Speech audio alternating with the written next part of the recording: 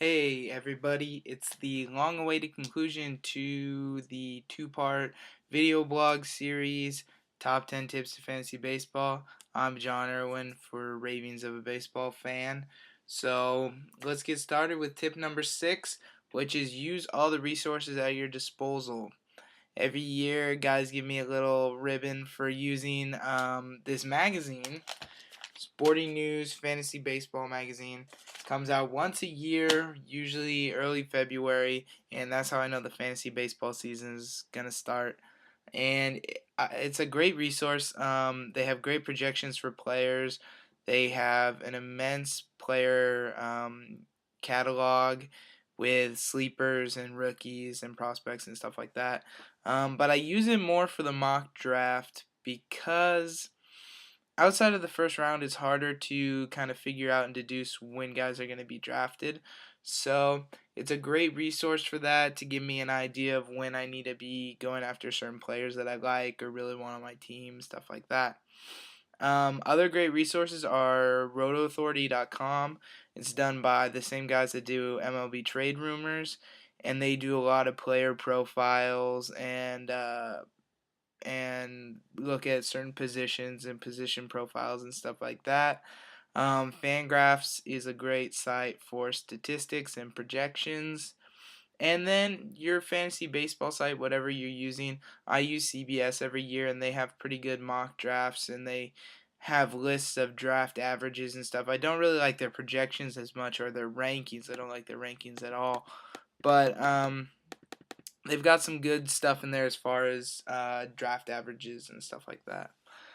Um, the bottom line is if there's a resource out there and you find it and want to use it, your competition has probably found it and wants to use it as well. So tools are there for your disposal, and I say if you find something that you like, use it and let it help you out.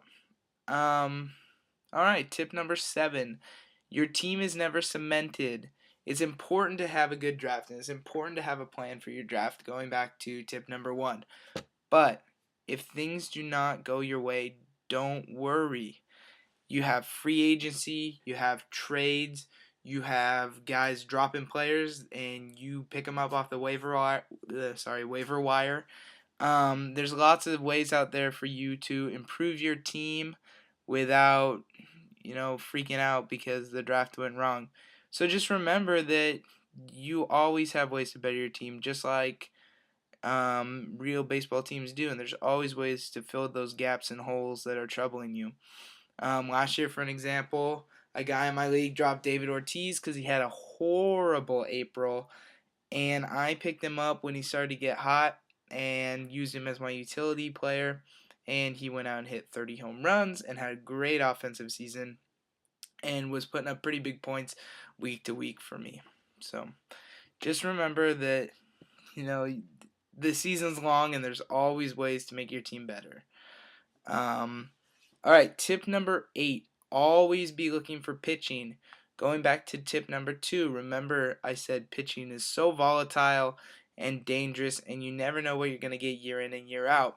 And so that's why it's always important to have your eye out on certain pitchers and maybe scout certain players and have an idea of if somebody gets hurt, how am I going to fill that hole? Because I know at least on CBS, their head-to-head leagues, pitchers get you the most points, and I think it's like that with a lot of other head-to-head leagues and stuff.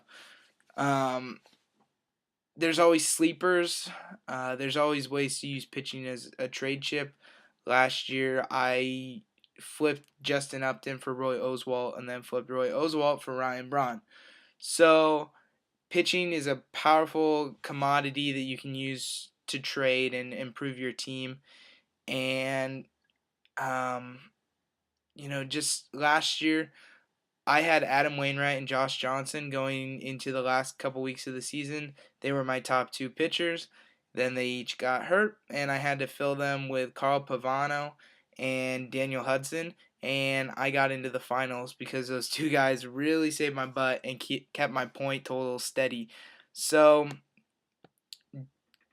just keep an eye out for it. Know it's there. And know kind of the rising stars and the guys who are hot and having above average seasons because you might need one. Tip number 9, don't overreach for prospects.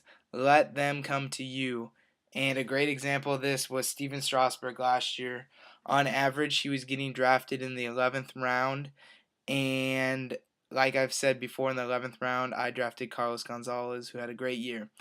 On the other hand, Steven Strasburg came up, pitched a few phenomenal games, had amazing strikeout numbers and really good peripherals, and then he ended up having to have Tommy John surgery. So it's easy to get caught up in the hype, but most players don't come up and completely dominate their first year in the majors. And especially those guys who have to go back to spring training, don't waste a draft pick on someone who's not going to be up in the majors until, June or July, sometimes at the earliest. Um, just sit and let them come to you. Don't draft them. Let them sit in free agency, and then when you start hearing I cannot talk today. When you start hearing news about call ups, or you start seeing that they're having really good week in the minors, or they're getting really hot, that's when you attack them. Put them on your bench, let them sit until they get called up, and then see what they can do. Guys to keep your eye out for this year are Mike Moustakas, Desmond Jennings, Dustin Ackley, Bryce Harper. But Bryce Harper, I don't think he's going to get called up, but I know people out there think he will. Um, just be aware of those guys. They're probably going to start the year out in the minors. Watch their stats, watch what they do down there, but let them come to you. Do not draft them and then end up getting burned by it later. Tip number 10 to finish up here is a two-parter. Be aware of age and injury, but also be aware of comeback players. Last year we started to see age take a toll on some otherwise big fantasy producers such as A-Rod, who had a really slow start, Jeter, who had his worst season ever, AJ Burnett, who was terrible, Chris Carpenter, who started to slow down a little bit near the end of the season. Sorry to name so many Yankees there. They just have a few old men on their team. Just remember, no one's immune to injury. Last year, Johan Santana went down, and no one really saw that one coming. So just be ready to fill holes. Try and keep your team young. I generally try and draft everybody under 30 if I can. It can be dangerous because you're drafting young guys, but I'd rather have a young guy with a huge potential than an older guy who's got huge risk injury. So it's just my style. But comeback players, everybody can use them. Always keep a lookout. Always be researching. Two big names this year are Grady Sizemore and Brandon Webb. Sizemore is a 30-30 player. He could have a great season, or he could just not come back very well at all. Love his athleticism. I think he's a great bargain pick in the later rounds. Same thing for Brandon Webb. He's still young, pitched phenomenally in Arizona, was completely dominant in the National League. With Texas now, he's got a good offense backing him, and if he's healthy, he could have a great year. So just be aware that those guys are out there, be looking for them, and yeah. So I guess that covers all tips 1 through 10. And I want to thank you guys once again for following me and reading the blog and watching the video blogs. It's been really fun doing it, and I love all the support. So thank you guys, and I hope you are all looking forward to the baseball season and that it comes very soon for you and you don't have to wait too long.